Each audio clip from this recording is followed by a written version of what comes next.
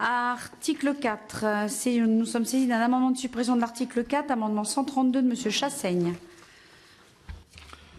Bon, cet article 4 porte sur l'information du comité d'entreprise. Là, cette information porte en particulier à son alinéa 11, fait apparaître en particulier à son alinéa 11 un élément complètement nouveau qui est celui de la prise en charge de l'expertise à 20% par le comité d'entreprise. Il s'agit effectivement de mettre en place des expertises sur les orientations stratégiques de l'entreprise. C'est un élément qui est un élément négatif par rapport à ce qui pouvait, en retrait par rapport à ce qui pouvait se produire avant. En effet, les comités d'entreprise, jusqu'à maintenant, n'avaient pas à financer les orientations stratégiques. Et ce que l'on pense, c'est que ce type d'expertise peut être justement bloqué par le fait, en particulier, dans des entreprises où les commerçants d'entreprise ont peu de moyens financiers, ces expertises peuvent être bloquées par le fait que les salariés n'auront pas financièrement la possibilité de participer au financement. Le deuxième point, sur le crédit impôt compétitivité emploi. Le CE doit être informé de son utilisation. Le CE, effectivement, peut être informé de son utilisation, mais quel rôle, en fait, en dehors de l'information, en dehors du suivi que le CE peut avoir sur le crédit impôt compétitivité emploi, quels sont ses moyens, les moyens dont il dispose pour que l'utilisation soit faite de façon différente. Le troisième point que je voulais souligner extrêmement négatif dans cet article 4, c'est celui des CHSCT, avec aussi une évolution où désormais, dans les entreprises au-dessus de 50 salariés, il peut être mis en place, quand il y a plusieurs sites, une instance de coordination avec une expertise unique. Alors que jusqu'à maintenant, l'expertise du CHSCT se fait sur chacun des sites parce que les problèmes qui peuvent se poser en lien notamment avec des PSE, les problèmes des suppressions d'emplois, les problèmes qui peuvent se poser dans l'entreprise peuvent être extrêmement variables d'un site à l'autre. On pense que là, véritablement, il y a un recul par rapport à la législation actuelle. Merci, Monsieur Chassaigne. L'avis du rapporteur. Oui, monsieur le député, je vais répondre à vos questions précises, mais avant, en rappelant que cet article est très important, puisque on va parler tout à l'heure de l'article 5 qui va prévoir la présence des salariés au conseil d'administration des grandes entreprises. Ici, il s'agit en quelque sorte d'étendre ce dispositif, non pas sous forme de présence dans des conseils d'administration, mais sous forme de participation des salariés aux stratégies d'entreprise. Et donc la création d'une nouvelle procédure d'information-consultation sur la stratégie de l'entreprise. Et ça, c'est un élément extrêmement important, et en tout cas que nous valorisons comme une avancée forte, parce que nous pensons, et particulièrement dans la crise, qu'en associant les salariés, on trouvera les meilleures solutions pour protéger l'entreprise dans la compétition internationale.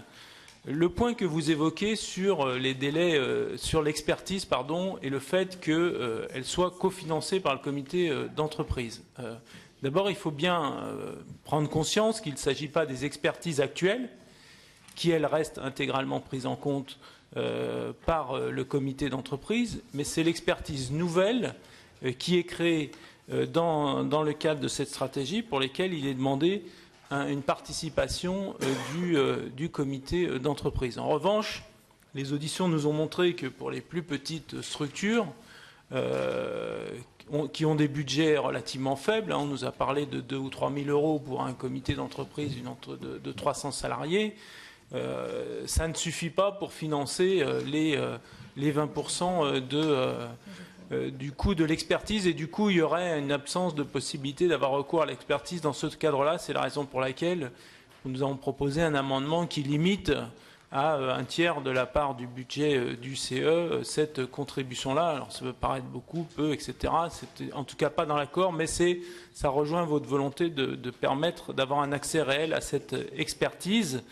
J'ajoute qu'il y a 2 autres nouvelles expertises, pour le coup financées à 100% par l'entreprise, qui sont créées. Une dans le cadre de l'article 14 d'obligation de cession des sites rentables, et une dans le cadre de l'accompagnement à la négociation des entreprises dans le cadre des plans sociaux négociés. Donc je crois, monsieur le député, que sur le plan de l'expertise, il y a un progrès, il y a une augmentation des possibilités d'expertise, et pour celles qui concernent la stratégie, même si on peut discuter de ce principe de cofinancement, j'observe d'ailleurs qu'il y a certaines expertises qui sont financées à 100% par les CE dès lors qu'elles ne sont pas dans les expertises obligatoires. Donc je crois qu'il y a de là lever vos inquiétudes. Nous n'aurions pas accepté, par exemple, qu'il y ait un cofinancement de 20% de toutes les expertises existantes. Donc il n'y a aucun recul, il y a une avancée que vous pouvez juger insuffisante, mais c'est ce qui est écrit dans le texte. Sur le crédit d'impôt compétitivité emploi, il y a un dispositif que nous avions demandé lors de la discussion sur le projet de loi de finances, que l'utilisation du CICE, pour lequel nous avions déposé des amendements demandant que les sommes soient fléchées vers la recherche, vers l'embauche et pas vers les dividendes ni vers la rémunération des cadres dirigeants. Nous avions demandé que le contrôle de l'utilisation de ces sommes soit faite par les partenaires sociaux, une forme de contrôle social, en disant que s'agissant d'une mesure très large, puisqu'elle a vocation à concerner toutes les entreprises de notre pays, pas simplement les plus industrielles comme par exemple le crédit d'impôt recherche, le contrôle systématique par le fisc n'était pas possible, et que donc le meilleur contrôle était celui que pouvaient faire les représentants du personnel dans l'entreprise. C'est ce que fait ce texte. Il met en place un dispositif assez sophistiqué où l'employeur doit rendre compte. Il y a une nouvelle procédure d'information, consultation sur cette dépense spécifique, et c'est justifié, 20 milliards d'euros, qui est créée. Il y a la possibilité d'une espèce de droit d'alerte, vieille revendication de certaines organisations syndicales et partis politiques, dont les nôtres, d'un droit d'alerte, alors qui se fait au niveau d'une instance régionale qui est créée à cet effet, dans laquelle il y aura l'administration du travail, dans laquelle il y aura l'administration fiscale.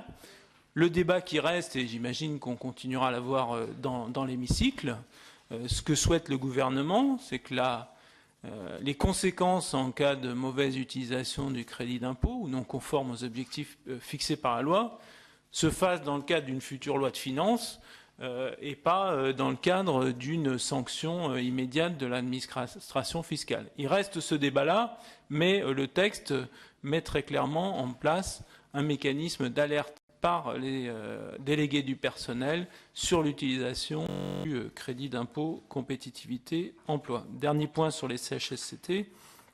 Vous avez souligné qu'il pourrait y avoir une expertise commune réalisée à un niveau regroupant tous les sites concernés par un projet de restructuration, ce qui est effectivement écrit dans le texte. En revanche, nous avons veillé, et j'aurai des amendements de précision sur ce point, que si l'idée d'une expertise commune est acceptable, notamment s'il s'agit de mettre en place la même organisation dans tous les sites d'une entreprise, en revanche, il nous semble que chaque site doit in fine être consulté sur le fondement des conclusions de cette expertise et rendre son avis au sens plein du terme actuel. Et donc, nous avons des amendements pour préciser ce point. Je vous donne un exemple qui nous a été cité d'ailleurs par le directeur général de Pôle emploi lui-même. Quand il met en place une nouvelle offre de service, que l'analyse des conséquences puisse être mutualisée, ça lui paraît éminemment souhaitable. Et en revanche, nous a-t-il dit, il trouve pleinement justifié que l'application à chaque site soit discutée et que chaque CHSCT puisse rendre son avis. C'était, je crois, l'intention des signataires, mais ce sera précisé très clairement par amendement. Juste 2 mots, puisque le rapporteur, comme d'habitude, a été presque exhaustif.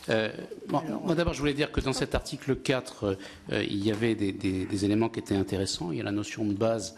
Alors, même si des craintes sont manifestées, hein, M. Chassaigne, vous en manifestez, mais on peut aussi penser que c'est un progrès, une rationalisation dans l'accès permanent à l'information. Et de ce point de vue-là, je trouve que c'est un progrès dont on aurait vraiment bien tort de se priver. Ensuite, qu'il puisse y avoir une consultation obligatoire sur les orientations stratégiques, même s'il y a déjà des éléments de cet ordre-là dans le Code du travail, je ne vois pas pourquoi on en priverait les institutions représentatives du personnel. Sur le problème de l'expertise des CHSCT, je crois que Jean-Marc Germain a bien posé le problème, c'est-à-dire qu'il s'agit que chaque comité local puisse statuer sur l'expertise qui sera faite. Maintenant, si le projet est commun à l'ensemble des sites, je ne vois pas pourquoi on nommerait un expert par site et pourquoi il n'y aurait pas une réunion de coordination de ce point de vue. Enfin, en ce qui concerne le financement de l'expertise, il n'est pas exact qu'actuellement, l'employeur rémunère systématiquement les experts du comité d'entreprise. C'est l'article L 2325-11 du Code du travail qui le prévoit, que, sauf évidemment pour les expertises dans lesquelles le Code du travail prévoit que c'est l'employeur qui rémunère l'expert, le principe, c'est que c'est le comité d'entreprise qui rémunère les experts qu'il choisit. Donc voilà les éléments. Alors, je reconnais que ce principe est assez exceptionnel. C'est-à-dire que pour les plus importantes expertises, c'est traditionnellement, enfin c'est légalement l'employeur qui les finance. Mais ceci étant, le principe que le comité d'entreprise paye les experts qu'il peut recruter est inscrit dans la loi à l'heure actuelle. Voilà les raisons pour lesquelles le groupe socialiste ne vous accompagnera pas sur la demande de suppression de cet article. Je voulais quand même insister sur le fait qu'indiscutablement, on a là quand même un recul, puisque avec la prise en charge inscrit dans la loi de 20% des expertises par le comité d'entreprise, c'est un recul. Le deuxième élément que je voulais souligner, c'est sur l'information, oui, sur les orientations stratégiques. Oui, sur les orientations stratégiques. Le deuxième élément que je voulais souligner, c'est sur l'information économique. Le champ d'investigation des experts comptables désignés par le comité d'entreprise est actuellement extrêmement étendu, avec l'employeur qui doit fournir des documents, répondre à toutes les questions que l'expert juge utiles pour réaliser son rapport. Avec l'ANI, l'employeur fixe par accord ou de façon unilatérale la liste des documents à produire et les modalités de recours à l'expert. Et je pense que là, sur ce point aussi, il y a en quelque sorte un recul concernant les possibilités pour les salariés d'avoir toutes les informations. Je redis ce que j'ai dit, mais vous ne pouvez pas dire qu'il y a un recul sur les expertises. Aucune des expertises qui sont actuellement prévues dans l'ensemble des procédures d'information-consultation ne subit de modification. Elles continueront à être prises en charge dès lors que c'est une information-consultation obligatoire à 100% par l'entreprise. Il y a 3 nouvelles procédures qui sont introduites, dont 2 sont financées à 100% par l'entreprise, et la 3e sur la stratégie, qui n'existe pas aujourd'hui, qui est une expertise nouvelle que le MEDEF a consenti et a consenti à en prendre la charge à condition qu'il y ait une participation du CE. Donc il n'y a aucun recul, mais une nouvelle expertise qui, certes, n'est pas prise en charge à 100%, mais qui existe. Donc je crois qu'après, on peut être d'accord ou pas d'accord, mais c'est ça la réalité du texte. Le deuxième sujet, j'ai oublié que je voulais évoquer. Donc, sur l'information économique, c'est-à-dire ça, on y reviendra à l'article. C'est à l'article 13, en réalité. C'est l'accord qui peut définir effectivement les informations diffusables. Dans l'état d'esprit des signataires, c'était bien, ça ne se substitue pas aux obligations de donner toutes les informations à l'expert, mais effectivement, les cabinets d'experts que nous avons reçus ont manifesté sur ce point très précis de l'article 13 l'inquiétude que vous soulignez, donc je propose qu'on y revienne éventuellement à ce moment-là, mais l'intention des parties signataires, c'était bien d'apporter un plus par rapport à l'existant. Mon intention était que vous puissiez livrer des informations précises pour que je puisse les faire expertiser, et je ne vous demanderai pas 20% d'ailleurs sur le travail qui sera fait par les collaborateurs des députés Front de Gauche. Mon 87 de messieurs Morin et Vercamer. Monsieur Morin. Il s'agit par cet amendement, qui est un amendement de précision, j'allais dire, d'indiquer à partir de quand courent les délais de consultation des comités d'entreprise, et pour éviter un certain nombre de manœuvres dilatoires ou de complications dans le cadre de ces consultations, je pensais qu'il était utile d'indiquer que les délais couraient à partir du dépôt des documents d'information sur lesquels les comités d'entreprise seront appelés à se prononcer. Monsieur le rapporteur. Oui, je comprends le souci que vous avez. D'ailleurs, eu le même genre de préoccupation. Après en avoir discuté avec le gouvernement sur ce point précis, il nous a été indiqué que le décret qui fixe les délais minimum fixerait aussi les points de départ avec une complexité un peu plus grande que le simple remise des documents, parce qu'il faudra être précis sur ce que ça veut dire les documents. Donc, sur ce plan-là, même si nous avons tenté des rédactions un peu de même nature que la vôtre, il nous semble effectivement, après réflexion, même si on peut poursuivre le débat, mais plutôt pertinent de renvoyer ça au décret, d'autant que je soumettrai un amendement qui permettra de faire varier ces délais en fonction de la nécessité ou pas de consulter le CHSCT. Donc, autant être plus précis dans le décret que ce que vous proposez, mais c'est évidemment indispensable parce que rien ne dit quand démarrent ces délais. Donc, ça limite la portée de la disposition. Alors, un amendement, là aussi, qui permet de garantir des délais suffisants dans la mise en œuvre de l'information consultation avec la prévision d'un temps minimum. Le principe même de l'information consultation, qui est réservé par nature au sujet important, nécessite une phase d'information avec explication de l'employeur et remise de documents, puis une phase d'appropriation et de questionnement du CE, et enfin une phase de réponse aux questions et ou aux propositions. L'objet de cet amendement est de prévoir de façon plus précise que le délai qui serait le délai de 15 jours, que ces 15 jours soient comptabilisés entre la première réunion de présentation du projet et la réunion de consultation. Monsieur le rapporteur. Oui, Monsieur Chassaigne, c'est un amendement que vous auriez peut-être presque pu co-signer avec Monsieur Morin, puisqu'il partage le même souci d'être précis sur les points de départ des délais, même si Monsieur Morin avait opté pour la remise des documents et que vous optez pour la réception des documents. Je ferai la même réponse tout de même. Oui, on voit la différence, mais il serait, à mon avis, prêt à le signer.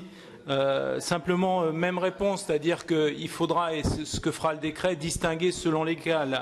La première réunion de présentation du projet, ça dépend des situations dans lesquelles on va être et du type de consultation. Donc, le décret précisera clairement le point de départ, et c'est la raison, et de manière un peu plus sophistiquée en fonction de chaque situation.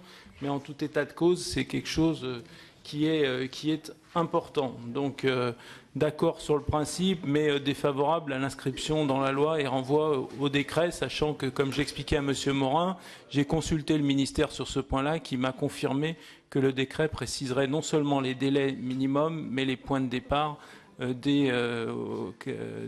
ces délais. Madame Louwagie. Merci Madame la Présidente. Je voudrais revenir sur le décret, puisque cela fait finalement sur 2 amendements où nous en parlons.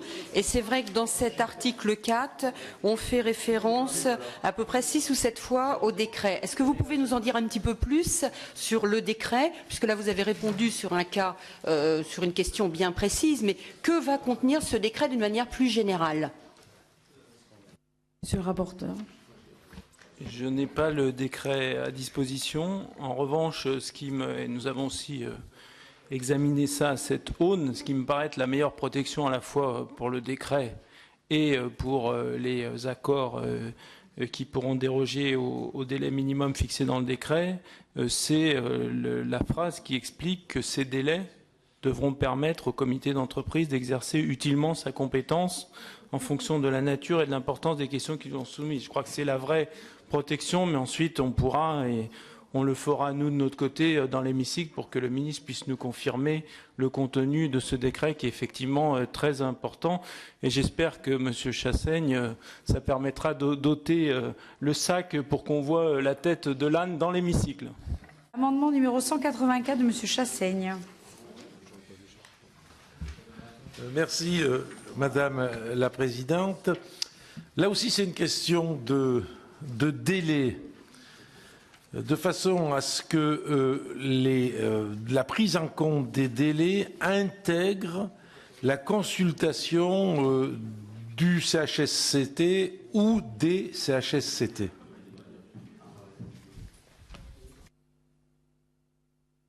Vous voulez que je répète mon explication? Non, non, c'est bon. Non, je pense qu'on a suivi, monsieur le rapporteur. Monsieur Morin. Voilà. Oui, monsieur le rapporteur, moi je pense qu'il y a un sujet qui mériterait d'être abordé. Il n'a pas été abordé malheureusement dans le cadre de l'ANI, qui est le chevauchement des CHSCT et des comités d'entreprise. Parce que progressivement, on a confié au CHSCT un certain nombre de compétences qui sont exactement les mêmes que celles du comité d'entreprise. Et moi, il me semble qu'il serait utile, au contraire de ce que nous propose notre collègue, c'est qu'on remette le CHSCT ou les CHSCT sur leur compétence initiale qui est la santé et l'hygiène, ou la santé et la sécurité, et qu'on laisse une compétence pleine et entière au comité d'entreprise pour tout ce qui concerne l'organisation du travail et les conditions de travail. Or, aujourd'hui, malheureusement, on assiste à un phénomène où systématiquement les deux organes sont consultés, avec à chaque fois les délais qui courent pour l'un et pour l'autre. La Cour de cassation ayant ajouté que désormais les CE ne se prononcent qu'après l'avis des CHSCT. Et donc on assiste à un chevauchement de 2 organes qui sont souvent composés des mêmes personnes, mais pas toujours les mêmes, et qui donc compliquent considérablement tous les accords collectifs auxquels sont soumis ces 2 organes. Et donc moi je pense qu'il serait utile, on déposera au titre de l'UDI un amendement qui fait du CHSCT un organe appartenant au comité d'entreprise, c'est-à-dire en fait un démembrement du comité d'entreprise dans une seule et même personne, parce que, contrairement à ce que dit notre collègue du groupe du Front de Gauche, c'est que le dédoublement de ces 2 organes amène à compliquer considérablement le dialogue social. Merci, Monsieur Morin. Monsieur le rapporteur. Alors, je réponds d'abord à Monsieur Morin et puis ensuite à Monsieur Chassaigne, où je proposerai, je suis d'accord sur le fond de son amendement, mais une rédaction un peu différente. Sur les CHSCT, il faut bien voir que, contrairement à ce que vous dites, à partir du moment, notamment, je parle de la procédure de licenciement, où il y aura un délai entre le début de la procédure, première réunion du CE, et la dernière réunion du CE, la deuxième, de 2 mois, 3 mois ou 4 mois selon la durée du licenciement, en réalité, toutes les consultations se feront dans ce cadre-là. Et l'architecture de l'accord, c'est bien d'avoir mis un délai beaucoup plus long que les délais actuels pour pouvoir contenir, sauf entrave ou mauvaise foi ou procédure de suspension, de rester dans ce délai de 2 mois. Donc il y a quand même cette volonté-là qu'on peut discuter d'ailleurs sur le fond, mais qui va résulter de cet accord. Sur le deuxième point, moi je suis totalement défavorable à ce qu'on supprime en quelque sorte, 30 ans après les lois Auroux. Et vous comprendrez les raisons particulières qui font que je m'opposerai à ça. Le CHSCT, il est faux de dire qu'il a les mêmes attributions que le CE. Il a des attributions en matière d'hygiène et de sécurité qui lui sont propres, qui, c'est vrai, lui donnent des pouvoirs contraignants sur l'employeur, contrairement au CE, qui est un organe de consultation. Et le CHSCT, pour l'instant, ne peut être sur les questions saisies à l'initiative du CE. Donc, je crois qu'il y a une architecture, et en tout cas, moi, je ne suis pas favorable sur le fond à ce que vous proposez, et je crois que à bien regarder le texte sur la question des délais, elle va quand même changer les choses, certains d'ailleurs critiquant sur ce point des délais qui leur semblent trop courts. Sur l'amendement, je suis d'accord sur le fond, monsieur le député, avec votre amendement, mais je proposerai de le sous-amender en commençant votre phrase par « et le cas échéant de l'information et de la consultation du ou des CHSCT ». Donc je commencerai le début de la phrase mais qui dit la même chose, c'est-à-dire que les délais dans le décret et à défaut dans les accords tiendront compte, le cas échéant, du CHSCT. Le ministère m'a confirmé que le décret expliquerait dans ces cas-là quels sont les délais quand il y a saisine du CHSCT. Oui, je vous remercie, monsieur le rapporteur, et c'est fort volontiers que j'accepte bien évidemment votre sous-amendement. Mais je voudrais en profiter pour dire quand même quelques mots après l'intervention, pétrie de conservatisme d'ailleurs, de M. Morin, avec deux observations.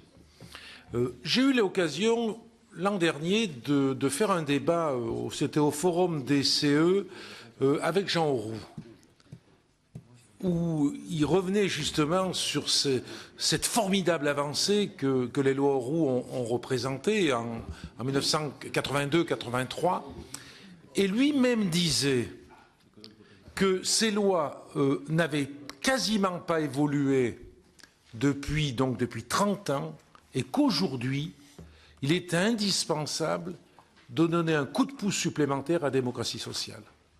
Parce que je crois que c'est extrêmement important, et je pense que dans son esprit, ses propos allaient dans cette direction, c'est qu'aujourd'hui, face aux difficultés que connaît notre entreprise, c'est pas en réduisant les droits, les pouvoirs des salariés, mais c'est au contraire en leur donnant davantage de pouvoir pour intervenir sur les orientations stratégiques de leur entreprise, sur le type de production. Je crois que ça, c'est quelque chose, la démocratie sociale, c'est quelque chose de très important. Et le deuxième point, lors du Grenelle de l'environnement, sans doute que vous étiez encore au gouvernement, Monsieur Morin, il y a eu un échange, je ne sais plus quel article c'était, du moins quel engagement du Grenelle de l'environnement, sur justement la prise en compte et l'évolution des CHSCT, qui considérait que les CHSCT devaient désormais avoir une possibilité d'intervention plus large, notamment concernant les questions environnementales, en considérant que les salariés dans l'entreprise, c'est eux qui sont sans doute le mieux placés pour constater des atteintes, par exemple, à l'environnement qui peuvent être produits par un type de production. Et de la même façon, les salariés peuvent évaluer, parce qu'ils sont concernés dans leur santé, quelles peuvent être les conséquences d'utilisation de certains produits.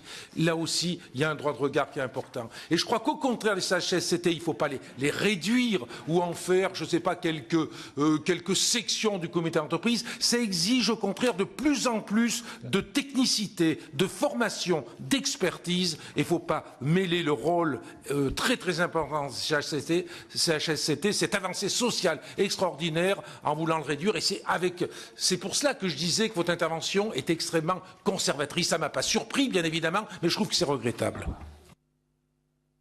Je voudrais simplement indiquer deux choses à notre collègue Chassaigne et au rapporteur. C'est que, d'une part, pour moi, loin de là l'idée de supprimer les CHSCT en tant que tels, mais d'en faire éventuellement des commissions, une commission qui appartient au comité d'entreprise, qui est une première solution. La deuxième solution étant celle de remettre, conformément aux lois Auroux, M. Chassaigne, les CHSCT dans le rôle, c'est-à-dire dans le rôle qui leur était assigné par les lois Auroux, qui était la santé et la sécurité. Ce qui s'est passé à travers l'évolution de la jurisprudence de la Chambre sociale de la Cour de cassation, c'est que désormais, au fur et à mesure des années, la Cour de cassation a estimé que tout ce qui concernait l'organisation du travail dans l'entreprise, les conditions de travail, le temps de travail, était aujourd'hui bien au-delà du simple PSE qu'évoquait le rapporteur. On demandait la consultation systématique du CHSCT et au risque de rendre nul l'accord. Je vais prendre un exemple simple. Quand il s'agit d'un accord sur les entretiens annuels d'évaluation, puisque la loi oblige à des entretiens annuels d'évaluation, eh bien la jurisprudence de la Cour de cassation a estimé que ces entretiens annuels d'évaluation, les accords sur les entretiens annuels d'évaluation devaient faire aussi l'objet d'un avis du CHSCT et du comité d'entreprise, parce qu'on estimait que les entretiens annuels d'évaluation étaient source éventuelle de stress, et donc qu'à ce titre-là, le CHSCT devait être consulté. Et je dis que ces doubles consultations systématiques, bien au-delà des questions de santé et de sécurité, rendaient complexe le dialogue social dans l'entreprise et allongeait considérablement la durée des choses. Donc il n'y a pas de conservatisme dans cette affaire, il y a tout simplement la volonté d'être efficace dans le dialogue social. Oui, non, moi je ne partage pas l'avis de M. Morin, je dirais de l'intérieur des CHSCT.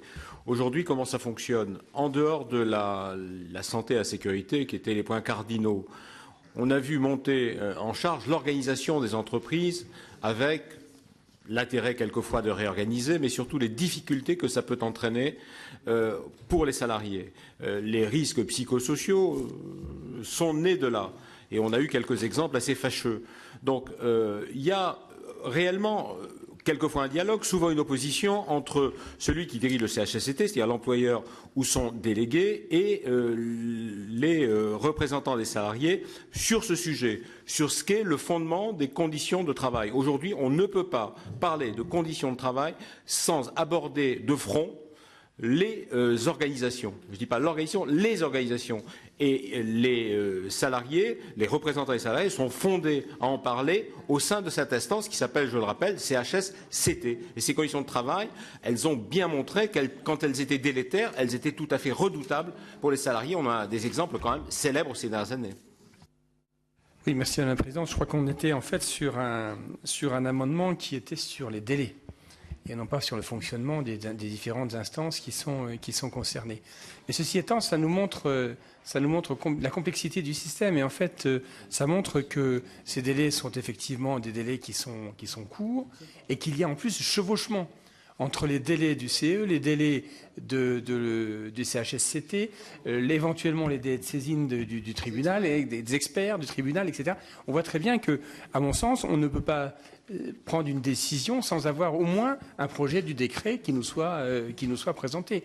Je pense que là, on est dans un système dans lequel on ne maîtrise rien et on va voter quelque chose qui, à mon sens, n'a pas de sens, justement. Trop de références au décret. Vous voudriez fixer tout ça quelque part dans la loi, puisqu'on ne fait pas confiance, entre guillemets, hein, c'est pas un faux procès que je fais au ministre pour se conformer à ce que demande la loi, c'est fixer des délais raisonnables, pour utiliser un terme dont on a débattu, pour que les comités puissent exercer utilement la fonction. Par ailleurs, je crois que il faut bien comprendre qu'il y a une sorte de renversement par rapport à la logique actuelle où les procédures s'emboîtent plus ou moins bien les unes avec les autres. Aujourd'hui, il y a un délai de 2 mois, je parle notamment du plan social, qui est le moment le plus problématique de la vie de l'entreprise, qui est fixé. Et ensuite, on essaie d'emboîter les choses le plus intelligemment possible à l'intérieur de ces délais. On y reviendra quand on parlera de l'article 13. Je propose par exemple que sur les délais de saisine d'experts, là où le texte dit il y a 21 jours pour poser des questions et ensuite l'entreprise a 15 jours, de fractionner les choses en disant il y a 10 jours pour demander, l'entreprise répond sur 8 jours, puis à nouveau 10 jours. Mais c'est toujours la même préoccupation, c'est que la discussion puisse se dérouler, qu'en même temps l'expertise puisse s'affiner et que tout ça tienne de manière utile pour que le comité d'entreprise puisse vraiment être consulté tout en étant dans des délais qui sont mieux maîtrisés qu'avant. Donc quand même, il y a ce renversement de logique qui est fait et qui doit être rendu compatible par ce décret. Mais le délai de 2 mois est suffisamment long désormais pour qu'on puisse, entre la première réunion et la dernière réunion du CE, faire les choses de manière utile et intelligente. Le décret fixera les différentes situations concernées, mais on a eu ces débats dans les auditions. Ce que disent les partenaires sociaux, c'est que les délais préfixes ou les expertises limitées dans le temps, il faut le faire quand ça a du sens. Par exemple, sur les comptes annuels, on ne va pas imposer à l'expert de travailler dans un délai de 15 jours. S'il trouve un cabinet qui va suivre ça pendant 3 mois, parce qu'à un moment donné, il aura les comptes financiers, puis ensuite il aura le bilan social et qui terminera l'expertise à la fin, ça n'a pas de sens de mettre la pression alors qu'il n'y a pas un avis déterminé. En revanche, quand il y a des décisions assez urgentes à prendre, c'est là où ça prend tout son sens. Et c'est pour ça que je me permets d'insister sur la procédure de plan social et de montrer la logique du texte qui est de fixer des délais relativement longs et ensuite d'emboîter toutes les consultations à faire pour qu'elles se fassent au meilleur moment. C'est ça la logique du texte, mais je relayerai votre demande auprès du ministre d'avoir le décret si possible, en tout cas ces grands éléments, parce qu'ils ont commencé à y travailler, même s'ils sont encore en débat là-dessus, pour notre débat dans l'hémicycle. Donc amendement sous-amendé par le rapporteur, avec un avis favorable du rapporteur. Qui est pour? Qui est contre? Il est adopté. 196 du rapporteur. On a évoqué la question des stages tout à l'heure en disant que ça nécessitait une réflexion un peu plus globale pour faire face aux difficultés actuelles d'un dispositif et de lois qui sont empilées et sans trouver leur efficacité.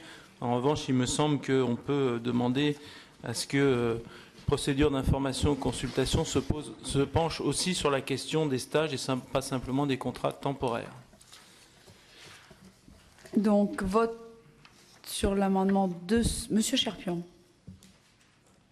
Il y a déjà une obligation d'information en ce qui concerne les stages dans la loi. On est en train de faire un doublon, là. Puisqu'en fait, il y a une obligation de consultation et d'information lorsqu'il y a des stagiaires dans l'entreprise. Donc, je ne vois pas pourquoi on remet les stagiaires à ce niveau-là. Madame Le Callennec. Merci Madame la Présidente. Et si on évoque les stagiaires, pourquoi n'évoquerait-on pas non plus les contrats d'apprentissage et d'alternance? Le rapporteur, votre...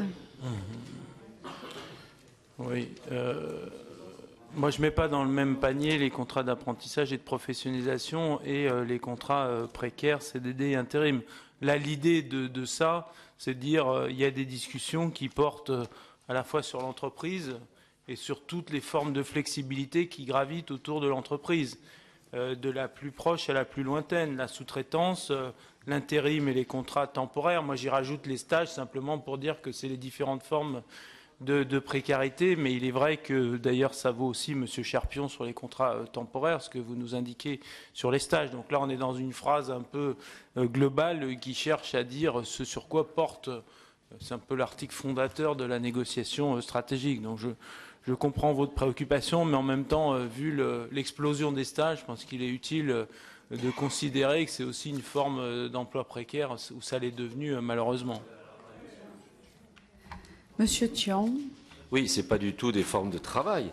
C'est absolument pas un contrat de travail. Simplement aussi, donc c'est très dangereux, mais en plus, n'oubliez pas que beaucoup d'écoles de commerce et beaucoup d'universités, beaucoup de parcours incluent des stages obligatoires et que les étudiants ont beaucoup de difficultés déjà à trouver des stages. C'est extrêmement compliqué. Moi, je le vois du côté de mes enfants, c'est une galère, voilà, de trouver des stages. Bon, donc ne complexifiez pas les choses parce que vraiment, vous ne rendrez pas service aux stagiaires. Vraiment, franchement. Madame Le Callennec. Oui, merci Madame la Présidente. Et en vous écoutant, je me demande aussi pourquoi n'apparaissent pas les contrats de génération. Monsieur Chassaigne. Oui, moi je pense que la consultation du comité d'entreprise, en particulier sur la possibilité d'accueillir des stagiaires, ne peut qu'amplifier l'accueil de stagiaires. Vraiment, quel procès ce serait de penser que les salariés puissent limiter l'accueil des stagiaires à l'entreprise. Moi, je pense que le fait d'ajouter stage, ça me semble tout à fait opportun. Monsieur le rapporteur. Bon, si nous nous retrouvons à nouveau avec M. Chassaigne, je ne peux que maintenir mon amendement. Voilà. Donc vote sur l'amendement 296 du rapporteur. Qui est pour? Qui est contre? Il est adopté. Amendement 297 du rapporteur. C'est l'amendement, Madame la Présidente, que j'ai évoqué tout à l'heure, qui limite au tiers du budget annuel du CE sa participation à une éventuelle expertise stratégique, sachant que le texte prévoit que par accord entre l'employeur et le CE, il peut y avoir bien sûr une autre répartition. Donc voilà l'objet de cet amendement qui concerne bien évidemment les petits comités d'entreprise. Alors, amendement 297 du rapporteur, qui est pour? Qui est contre? Il est adopté.